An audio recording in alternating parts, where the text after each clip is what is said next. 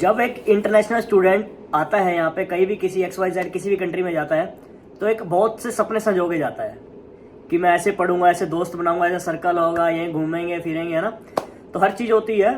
तो ऐसा ही हुआ, लास्ट ईयर एक लड़की आती है, और जब वो आती है अपना कॉलेज के अंदर जाती है पहले दिन, तो उसे पता चलता है कि क्लासेस हैं ऑनलाइन। तो जिससे कि वो अलग सिचुएशन के अंदर चली जाती है। वो होता भी है कि हर कोई आता है अपना, चाहता है कि कॉलेज लाइफ एंजॉय करूं, है ना, कि अपने दोस्त वोस्त हो, सही अपना पार्टी वार्टी हो, पूरा जलसा हो, है ना। तो सोचती है कि यार ये तो बहुत गलत हुआ कि अगर ऑनलाइन ही क्लासेस लगानी थी तो क्यों ना मैं अपने कंट्री से ही लगा लेती, जब लगानी ऑनलाइन से। क्योंकि जो भी यहाँ आता है क्वालिटी एजुकेशन उनका एक फर्स्ट प्रायोरिटी होती है, तभी कनाडा के अंदर इतने जो इंस्टीट्यूशन है और तभी बहुत लोग यहाँ पे माइग्रेट भी होते हैं।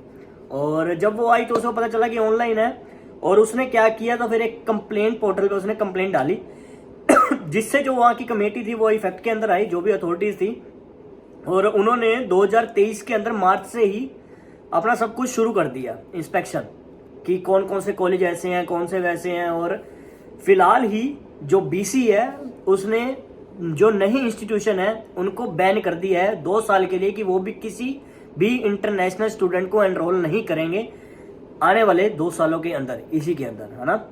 तो उसका मेन कारण एक तो ये है कि जो वो चाहते हैं कि जो नई इंस्टीट्यूशन है वो इसी अपना जो उसके अप टू डेट रहें, और जो अपना जो क्लासेस हैं ऑनलाइन की बजाय जो क्वालिटी एजुकेशन देनी चाहिए वो उसी हिसाब से चलें। ये नहीं कि एक्शन कमेटी इसी उस कंप्लेंट के ऊपर ही एक्शन में आ गई है।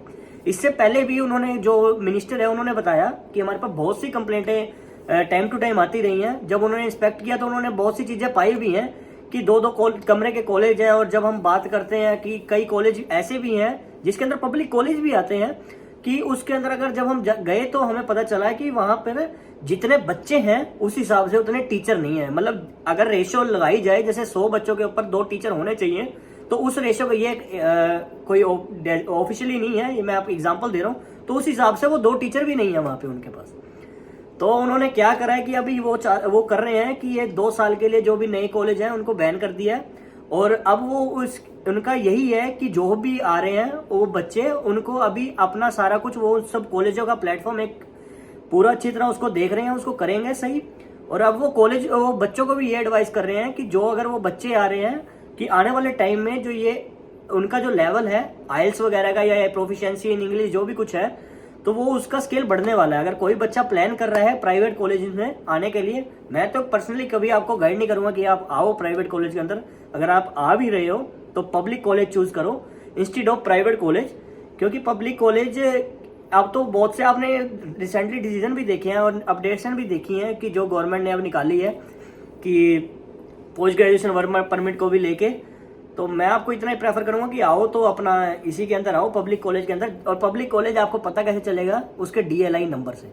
जब आप उसको सर्च करोगे उस कॉलेज के बारे में, तो आपको उसका एक नंबर होगा, DLI नंबर। अगर उसके पास DLI नंबर है, then that college will be eligible to giving you the post graduation work permit.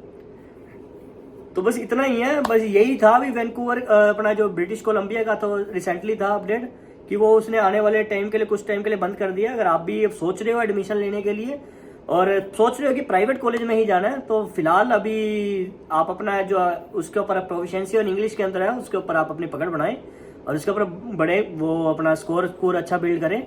बाकी रही बात, आपने अगर जाना है तो अपना उस कॉलेज के अंदर जाएं जो पब्लिक हो।